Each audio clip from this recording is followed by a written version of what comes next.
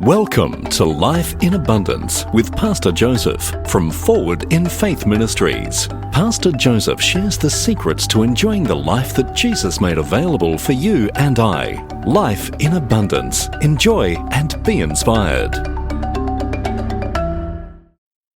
This week we are talking about get down to work.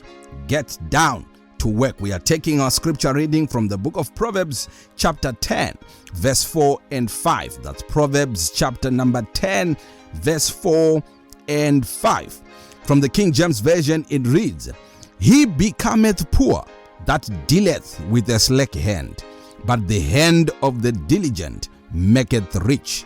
He that gathereth in summer is a wise son, but he that sleepeth in harvest is a son that causeth shame." Let me take it up again from the Amplified Version. The Amplified verse 4 and 5. It reads, "Poor is he who works with a negligent and idle hand, but the hand of the diligent makes him rich. He who gathers during summer and takes advantages of his opportunities is a son who acts wisely. But he who sleeps during harvest and ignores the moment of opportunity is a son who acts shamefully." Now we are saying get down to work. Get down to work. The scripture here is saying he will be poor, the one who works with a negligent or an idle hand, one who ignores opportunities, one who does not take advantage of opportunities that comes their way. They are idle and they will be poor. Get down to work. That's what we are talking about here. Now, there is a challenge, there is a crisis of many people who analyze environment, circumstances so much to the degree that they don't end up doing anything. They gather all the reasons why they can't embark on the business. They gather all the reasons why they can't embark on the project. They have all the reasons in the world why they can't start the building. Now, scripture says if you are idle, if you work with a negligent hand, if you don't take advantage of opportunities, scripture has said you will be poor. It is important that you get down to work. I heard another preacher saying too much analysis will cause paralysis.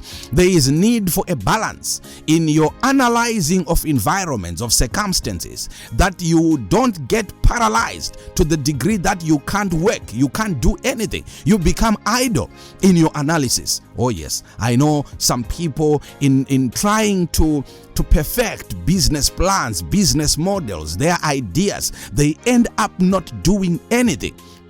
It is important that you put your hands to work. Don't allow the research, the statistics, the environment, the circumstances to hinder you from working. Because what eventually brings the profit is not the analysis. What eventually brings the profit and the results is the indulgence in the work.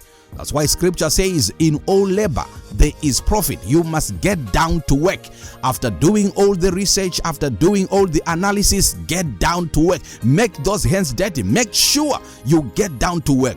Do something, because it is only then that you attract a reward, you attract a return on your investment after working. The word today is get down to work. Don't analyze too much. Oh yes, scripture says the poor man or the lazy man say there is a lion in the city. That's why they are not going out to sell. And one lazy farmer said, oh, the weather is not conducive. That's why I'm not going out to farm or to plant. If you analyze the weather too much, if you analyze the situations and circumstances too much, you get paralyzed. You will not do anything. But the encouragement today is don't be idle. Don't deal with a negligent hand. Get down to work. Do something. Work on that garden. Work on that field. Work on that project. Work on that career. Work on that skill. Work on that talent. Work on that ability that God has given you. Put it to use. Put it to work. And you will be surprised by the returns when they begin to flow. Because it is only when you work diligently that you attract a harvest. God bless you so much and have a blessed week. Till we meet again next week, keep living life in abundance.